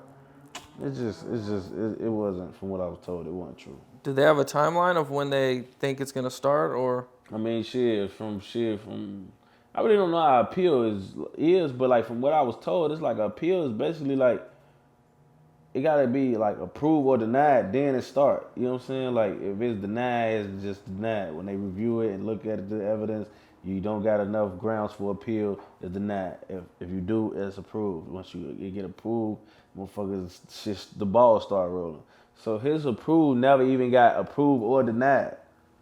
So with that being said, it's like, Okay, so he still got a ways to go. yeah, he got ways to go. And like appeal process, it's everybody, it's so many people in jail, like it's just a lot. And it's only a certain panel that reviews appeals. And that shit goes to certain people, and these people deal with appeals all across the state, and you got people that deal with appeals all across the country, judges and shit like that. So it's just a slower ride, you know what I'm saying? But when you got all that time, shit, it ain't, shit, Yeah. what the fuck can you do? You know You know what I'm saying? You gotta keep it focused, and what Yeah. else you gonna do? Might as well fight it. You just gotta, you know what I'm saying? All right. Recently, FBG Juck released Chicago Legends, and I think he shocked everybody. Yeah. When he gave Newski, LA, and Fredo a shout out in that song. What'd you think when you seen it? I mean, it was a move. It was a move to be discussed. You know what I'm saying? And that's why I told niggas from my way. Regardless of if we talking about who it is, you know what I'm saying? What I respected about it was the fact that niggas, because I do that type of shit. I always be the nigga saying the unpopular thing, because I'm gonna just state facts. Rather it's a popular thing to say or not, I'm gonna speak the truth. And that's basically what he did. You know what I'm saying? Like, it's a lot of niggas who that's ops that if a nigga gotta be honest, we gotta admit that they legends and they play roles in this shit. You know what I'm saying? But a lot of niggas won't admit it because they ops, which don't make you real in a certain extent. You know what I'm saying? Like, people just asked me who was my top 5 Chicago rappers. Dirk was in my top 5. And he was like, damn, how the fuck you gonna put him in there? Because I gotta be honest about the fucking role that he played and the music he been dropping since he been on. You know what I'm saying? We talking about Chirac. You know what I'm saying? You can't dispute it. You know what I'm saying? What the fuck I'ma lie for? I don't gotta like him to like his music. You know what I'm saying? If I'm being honest. This come from a nigga that know how to be honest. And a lot of niggas ain't gonna do that. Me, I'm gonna be honest. You know what I'm saying? And he just was being honest. Any nigga that's gonna be honest, you gotta admit LA a legend. I don't give a fuck where you from. You know what I'm saying? And you gotta admit the talent he had. I don't give a fuck where you from. You know what I'm saying? So at the end of the day, it's like, I just fucked with the, like he let his nuts hang on that shit. Cause that's some shit I'll do. Like, nigga, I'll say some shit that I don't give a fuck about the backlash. You know what I'm saying? I'm gonna say what's right, not what's popular. You know what I'm saying? And a lot of motherfuckers probably would have preferred him not to mention them because they just don't understand when the motherfuckers gotta tell the truth, but it's the truth. You know what I'm saying? And that's basically how I looked at it. I really wasn't even focused on who it came from. I was focused on the fact that it was niggas is starting to catch on to speaking facts. You know what I'm saying? Because there's so many motherfuckers that just ain't gonna speak facts. You know what I'm saying? And I get credit to his dude. I done gave credit to him on popular. Like, I done gave credit to him personally. Like, this, done the third. It wasn't me dick riding. It wasn't me switching sides, waving the white flag and nothing. I was being honest. You know what I'm saying? And it's just honest shit. That's all. Do you think that it would have any chances of slowing down the violence at all? Yeah, see, and this is just I gotta be honest on this too. It's not gonna do nothing. No. It ain't gonna do shit. It was something good to talk about at the time. It's not gonna do nothing. Cause it's people, bro, we 20 dead homies in, bro. The song ain't finna kumbaya everybody, bro. That ain't even it, bro. He ain't say enough for that. He ain't say near enough for that. You know what I'm saying? Like, I'm talking about every hood we 20 dead homies in. You know what I'm saying? At least 12, 13. We like that. You know what I'm saying? Like, bro, nah, that ain't gonna kumbaya everybody. You know what I'm saying? But it was like, yeah, that was cool though. That was real. You know what I'm saying? That was some shit that took a lot of heart, nerve. And a lot of niggas ain't gonna do it. But it ain't gonna bring, you know what I'm saying? It's too much that went on. He mentioned Fredo. What exactly did Fredo die from? From what I understand, or from what I could like understand, it's basically like just a cause of drink. You know what I'm saying? And it just was something he had already quit drink when he died, but it's just shit that ate up his health was that so bad that he was still kind of having seizures and all type of shit from him. And then he just ended up dying from one of them seizures. Because I don't know. I think it was really him. I think he died because he was alone. That's what I think. Because, a lot of people have seizures and a lot of them can be fatal if not, caught. And that's why I believe people who do have seizures. I used to have seizures a lot when I was a kid and they never left me alone for that. Like I was never, because, bro, first of all, seizures could kill you from just not even the seizure. When people have seizures, they usually standing up. Right. And people have seizures and literally fall and hit anything. It'll hit the tip of that motherfucking TV, the tip of this table, you know what I'm saying, fall directly on their face. That's why a lot of people that come from seizures be having black eyes and shit the next day. Niggas fall flat on their face. You gotta be kind of like, not just watch like you something wrong, but just gotta be monitored when that type of shit happen. People who have seizures, my homie, folks, he be having seizures, you know what I'm saying? Anytime he get too mad, hyped, heated, and his blood build too much, folks, it happened right in front of me, bro. His girl I could tell it was normal because she treated him for it. You know what I'm saying? And I was panicking and thinking back to all the shit I remember and shit, and she was kind of regular about it. And I'm like, damn, so this something that usually regularly be happening. And she just dealt with it like that, but I was shocked like a motherfucker, man. I ain't gonna lie to you. I was a little tweaked out. I ain't like that shit. And I believe I seen in an interview somewhere that you in LA, you guys used to pop a lot of Xans and... Yeah, you know what I'm saying? You ain't gonna lie, you watch my interviews, folks. You be trying to see what's going on. You want to ask what they didn't ask, huh? I did my homework, you know? See. But, hey, yeah, like on some real shit, like, yeah, we did a lot of drugs. That's why I tell a lot of people now, too, and this is why I feel like I can speak on drug abuse, because every drug we was doing, we did it before the hype. You know what I'm saying? Like, when people first got on Molly, me and Foden was already Molly watered out. When people really started getting the hang of Xans was probably when they started costing $4-5 a Xan. Me and Broden was taking Xans heavy back when they was $1 a piece.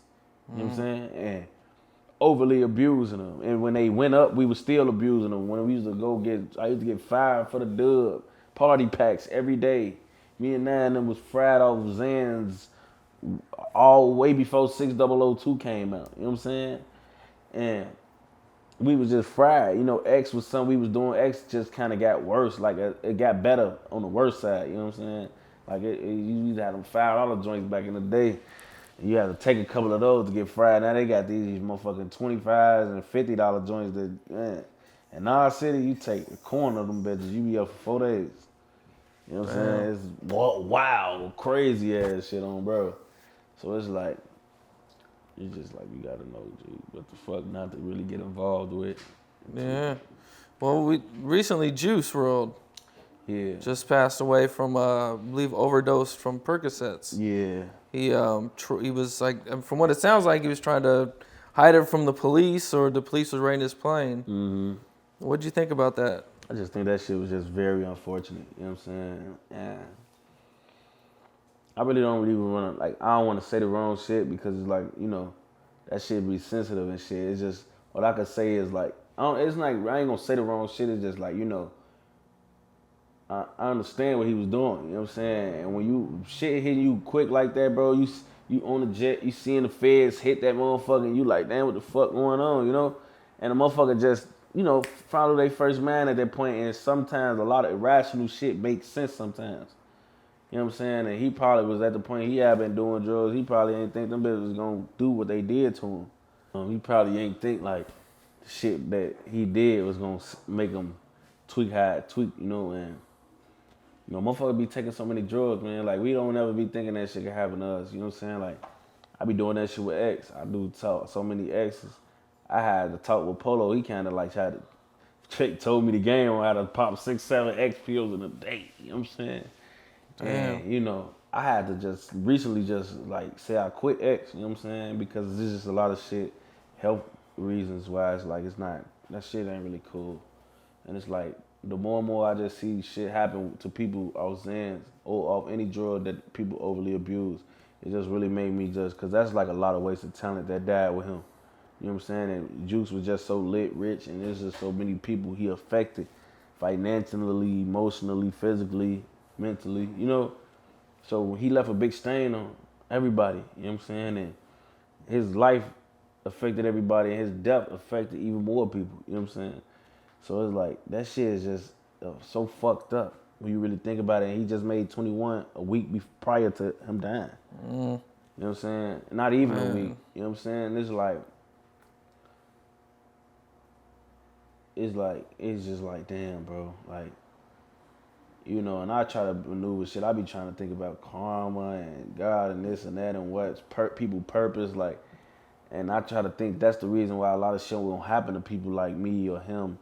But it's like, bro, you know how many, he probably thought his purpose was to live forever because so many people he affected and how many people he helped and the lives he changed over his career. But it's like, and he just did one thing, and it's like just took everything, and it's like, damn, like you look like, damn, bro, like he affected so many people. He got so lit so quick, and he just affected so many people, and it's like everybody don't even know how to. Like I just was really just like, I think I said that shit earlier. Like I can't even believe he dead. Like that's some shit that you don't really even hear. Like that shit with rappers starting to become kind of like popular lately, but it's still kind of weird, bro. Because y'all, it's like we see y'all grow and get big right in front of our eyes. We feel like we know y'all, and I do know these niggas. Like most of them that's down from my city, I know them for real. So it's like, imagine when motherfuckers on the outside see when these niggas die, but then it's like niggas like me who actually know these niggas or know niggas that know these niggas personally close, and I see what they go through from this shit, That shit bogus, bro. And I don't really never want to put nobody through that shit if it happened to me. So I really just like, man, fuck that shit, bro. Speaking of Polo, he released like a clip of a song, and where he kind of shouts out Juice WRLD, and he says, when rapping, he says he popped his last perk with him.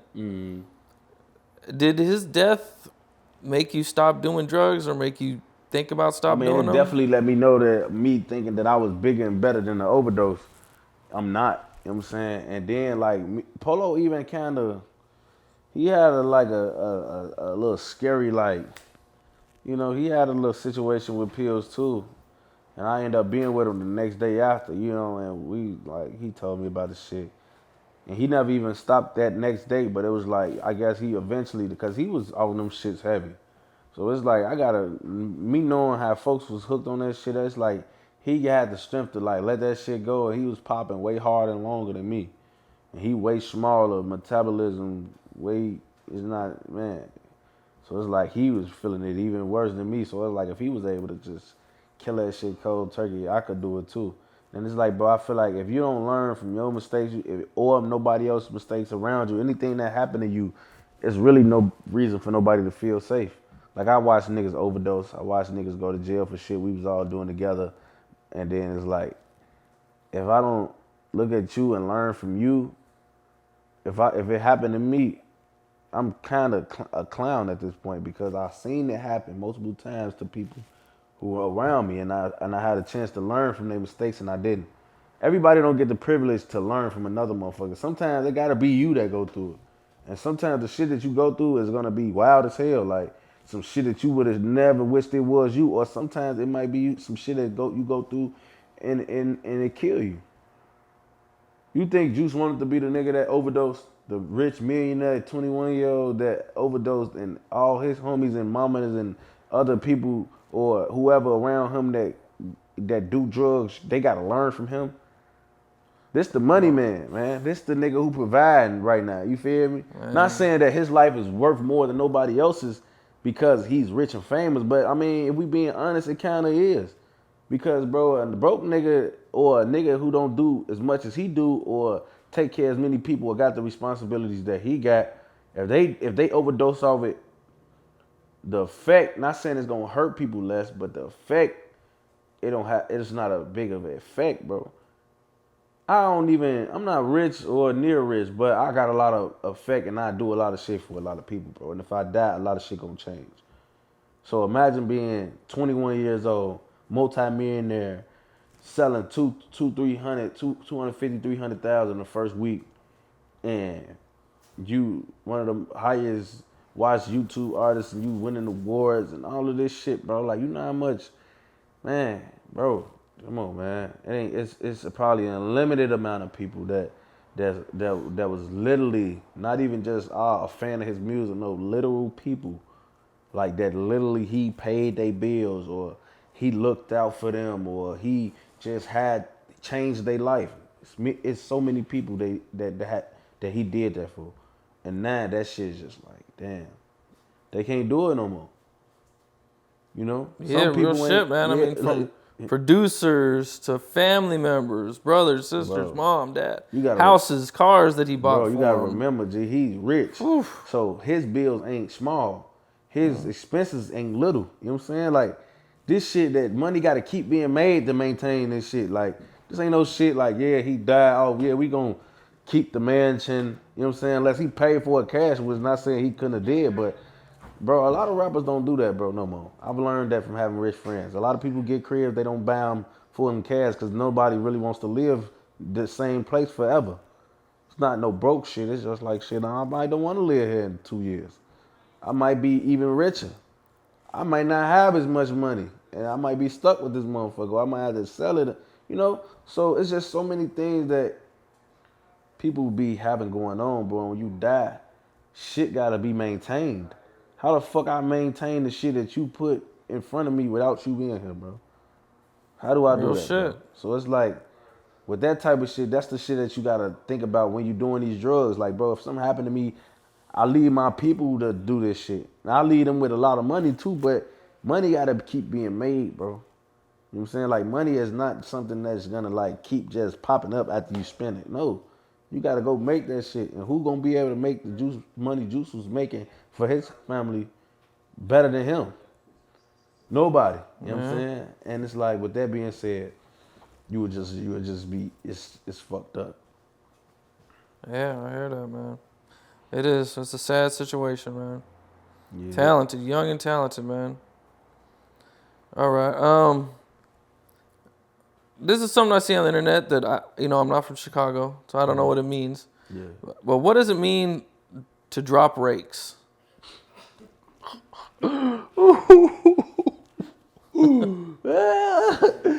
Drop rakes is disrespect, man. It's the GDs, they I don't even want to throw that shit up on camera. But is it a disrespect towards the GDs? Yeah, it's a direct disrespect. Okay. It's straight. Check this out, man. I came across this picture of Lil Pump. I seen it with the center. Yeah, he crazy. What do you think when you see something like that? I mean, I ain't even gonna lie. Younger me, that shit was funny. But honestly, I really like, cause I'm just a realist. I put myself on both sides. So imagine if that was Lil Pump and he was cracking the trade, that would have pissed me off. Because where you come from, that ain't what y'all on. And he already admitted to who he looked up to and what he had going on and how and like he already admitted to like watching our scene and growing up off what we was doing and, you know, all that shorty like 18 years old. So he grew up off the Chief Keefs and all of this shit. So he's aware, like, that's some disrespectful shit. You know what I'm saying? And he does it, and he don't even got no homies that he into it with that's GD. He don't got no GD enemies or nothing like that. So he do it on some young knucklehead shit, and it's like, bro, this not even no funny shit. This is shit that's really serious. You know what I'm saying? Niggas die behind this shit. You know what I'm saying? And it's like, you know, I don't really want to put too much into it because I'm not even GD. And I'm not really it's not really my thing to enforce the disrespect on them. You know what I'm saying? But at the same time, because I mean, that's what I come from, having to do shit like that, drop rates and shit like that. But me, I am now, I can't be doing that. You know what I'm saying? You might catch me slipping there now and then because it's in me. You know what I'm saying? But as far as like who I try to be, that ain't me. But I'm entitled to do that though, because this is who I've been into it with. These my ops, literally. You know what I'm saying? My homies die behind this shit. They homies die behind this shit. That's my beef. Now him is some whole other. It's really lame. So it's just him doing it out of because he likes Dirk and Chief. Yeah, and it's just like him not even minding his business really, and it's like that ain't no shit where you just get involved in it. You know, say something. But you gotta look, man. It's Lil Pump. He do all type of wild, say all type of wild shit. He young, 18. He enjoying the fruits of his labor. It's like, what do you expect from him? You know what I'm saying? I can't really sit and act like I just hate him for it. That's Lil Pump. When he's like, yeah, boy, you seen Lil Pump dropping the rates, and that's Lil Pump shit. That's the type of shit he be on. You know? I'm just glad it wasn't nothing that I actually gave a fuck about. See, GD shit is like, I've been into it with him. I respect a lot of GDs now, but I can't enforce no rules on what the fuck they got going on. I can't get mad at Lil Pump for dropping they shit. Now, he would have cracked some trays and goddamn it. Is that what it's called to disrespect the BDs? Yeah, he would have did. It would have been a whole nother feeling from a whole lot of motherfuckers. But it's like, man, shit, let phone them handle that shit. All right. Shit, off camera, man. I was talking to you about the gang injunctions. Mm-hmm. So in Chicago, you guys don't have no gang injunctions. No, hell no. The closest thing we got to a gang injunction is if you both on parole, y'all can't be around each other. Like y'all both felons, y'all can be around each other. But if y'all literally on parole, like y'all on papers at this time, y'all cannot hang together. But it's like, nobody really enforces that. From what you told me, this is some shit that's really being enforced. This gang junction shit, people going to jail from being in the same hood and being around each other, and your first offense is 6 months. Yeah. So for the people that probably are watching that don't know, in Cali we got gang injunctions. So like when your hood gets put on a gang injunction, they'll map out your territory, and so basically if you're a documented gang member, if you get caught with another documented gang member from your hood in that area, in your hood, it's like, I think the first offense is like 6 months automatically, county jail. Boom. First time. And if you get caught doing a crime in that area, it's like, I don't know if it's like 3 times or like 4 times the amount of normal time. I mean, I think once they got you on gang injunctions, man, you can't make money off of your crimes. So like you can't write a book. You know what I'm saying? I think dudes still rap. I don't know if they're really doing much about that, but that's the basics of it. I just really feel like that's some unconstitutional ass shit. Like y'all really just telling the motherfucker really like who we can't hang with, and we not committing any crime. The crime is me and you standing right here. Yeah, real shit. Us, bro, come on, man. We've been knowing each other forever. You know what I'm saying? And y'all already want to tell us the territory not to hang in. That's kind of okay. But y'all telling me and folks we can't hang together because y'all got us documented as something, and what we documented as is where we're at right now. And then it's like, bro, 6 months. People think like, what the fuck is wrong with y'all? 6 whole months? Like, bro, that's the longest 6 months ever when this for some shit like that. Like, bro, I was standing in the corner with folks, and now I'm doing 6 months. We wasn't shooting at nobody. We wasn't breaking no laws. The law was me and folks standing on the corner. together. Yeah. And half the fucking time, how the fuck y'all know I was even standing on the corner with him, man? We just in close quarters. He could have been over there, or he could have been at this house, and I could have been at the house next door. But since y'all got us both labeled as fucking people from over here, we both finna go to jail for 6 months, man. People don't, that ain't no real shit, and that's one of the reasons, bro, why I ain't gonna lie, I try to, like, focus on a lot of good shit that goes on in my city, like, cause, bro, there's so much fucked up shit that goes on in my city, but as far as a lot of shit, it's really, like, it's laid back and lenient, not even to say, like, on our gun laws and shit, I just feel like everything is what it's supposed to be. You're not supposed to be getting overly penalized for shit that when you're not harming people. Like people, like other states and new, like people that's running for district attorney and shit, they want to try to make our laws be like New Jersey laws and shit, where in certain counties you don't even have a bond system. You go to jail for shit and the judges at their discretion when they can let you out. Or they want to have the 3-strike rule in our city, or they want to have overly extended ass jail sentences for shit that's not even, they want to make anything to do with a gun violent. But bro, if I have a gun, I thought when you hurt somebody, that's violent. You know what I'm saying? People try to make a gun that's the automatic violent offense because it's a gun. If I never shoot this gun, if I never pull this trigger, this gun will never hurt nobody ever. So how is it violent? I'm more violent to the gun than the gun is to me. Because without the gun, without me, the gun will never work. But I can do something else violent without this gun. You know what I'm saying? Right. So it's like, with a lot of this shit, I just feel like for the most part, our laws is what they supposed to be. Now, people, because we so fucked up and we so hot, people want to come changing laws and making shit more strict. But at the end of the day, bro, I just feel like a lot of shit that people trying to penalize people for is the reason why the judicial system is fucked up in the first place. A lot of jails is overcrowded. And a lot of people don't fuck with the police at all. Because everything the child stands for is just to convict, harm, and hurt us.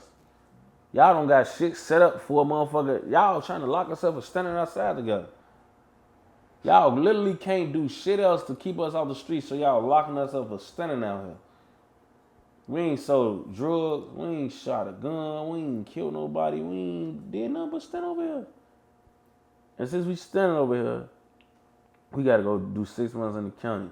And fucking, from what I heard, LA County got 20-some thousand inmates in it, bro. If we talking about boys and girls, it's like 20-some thousand inmates, bro. Literally. How the fuck could y'all even, where y'all room at for this type of shit that y'all doing, bro? That's just like when people that they take, what they try to, what they trying to do now with our shit. They want to make anybody that come in jail for a gun automatically don't have a bond. Bro, niggas go to jail for guns in our state every day, all day. You gonna fill jail up for half these cases. They gonna beat them anyway. Then when they beat them, they gonna sue y'all unless y'all gonna owe these niggas money. Cause pipe cases the easiest shit to beat. I see that now. Y'all gonna hold all these niggas in jail for shit. They gonna beat their case, get out and sue y'all for inhumane living and false accusations. Y'all gonna be paying out millions of dollars a year, and y'all just gonna be fucked. Y'all should have let these little niggas bond out, man. Why the fuck are you trying to hold people for toting a gun, man? What the fuck? You want to hold them in jail? For what? It's lit, bro. Everybody got a gun. They arrest, bro. I don't even know how many people get arrested in Cook County for a gun every day. But I'm sure it's in the hundreds. And now they're trying to make a law to where if you get caught with a gun, you can't. Yes, you can't bail out. You can't bail out. Like, cause I be in New Jersey. And in certain counties in New Jersey, they don't have a bond system, period. So if you go to jail for anything, the judge is going to just, it depends. If it's minor, they might let you right out. You might come back in a week or so. If it's major, you might be locked up to however long. Really? Yes, That's bro, crazy. I however didn't know long. that. It could be going on for months and months, bro. But the judge can let you out when they feel. It's not like no consideration, yes, sir, and he was, no. It's at the judge's discretion completely. It ain't no, oh yeah, he gonna go to bond court, he gonna get a bond, then he gonna go see his regular judge like our system. No. These motherfuckers, like we do process for a bond every time. Anybody that go to court, you're gonna have to go to bond court before anything. Bond court is your first court date. Ain't no, I gotta go see the judge. No, you gotta go to bond judge. She gotta give you a bond, or he gotta give you a bond first. Or he might give you a no bond. Depending on if you already on probation when you catch this new case, you might have a probation hold. And you might have to get a no bond to go see your probation judge because to see what they gonna do to you. You know what I'm saying? But other than that, bro, you gonna get a bond. Right. You know what I'm saying? Unless you got some real live crazy stipulations, but just like at their discretion. Even you going to bond court and getting a no bond is still a privilege, bro. I mean, not a privilege. It's still by law something that's gonna happen. Like these niggas ain't even getting a choice or option to have a bond, like to even get denied for a bond. They literally going in there and they knowing like, damn, I'm finna be in this bitch till whenever the judge wanna let me out. That's bogus as hell. And people be wondering why the fuck people always getting out tweaking. Yeah. Cause motherfuckers see that type of shit while they in jail, and then they ain't gonna just change into a new person overnight. So now, motherfuckers getting out like with that I ain't going back for nobody mentality.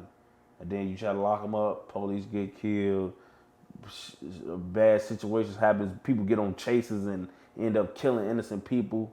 You know what I'm saying? All that because y'all trying to lock us up for basically little to none. And motherfuckers that been in jail, they ain't trying to go back to that shit, bro.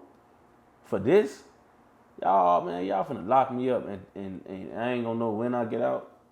Like, I don't know when. But, bro, any man, 9-12 pull me over, I'm shooting.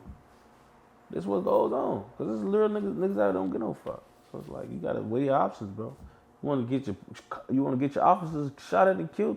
You want innocent bystanders getting hit and shit and killed because people getting on chases and shit. How you see Atlanta, they just had the whole pass a law where the police cannot chase people no more. I seen that. They can't chase them. They cannot chase them.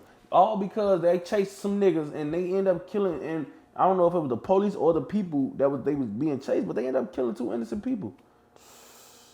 So now the whole Atlanta County, they got to pass it there, Ray. We can't chase you no more, bro. If you whack a nigga and you start that Hellcat up, it is what it is, man.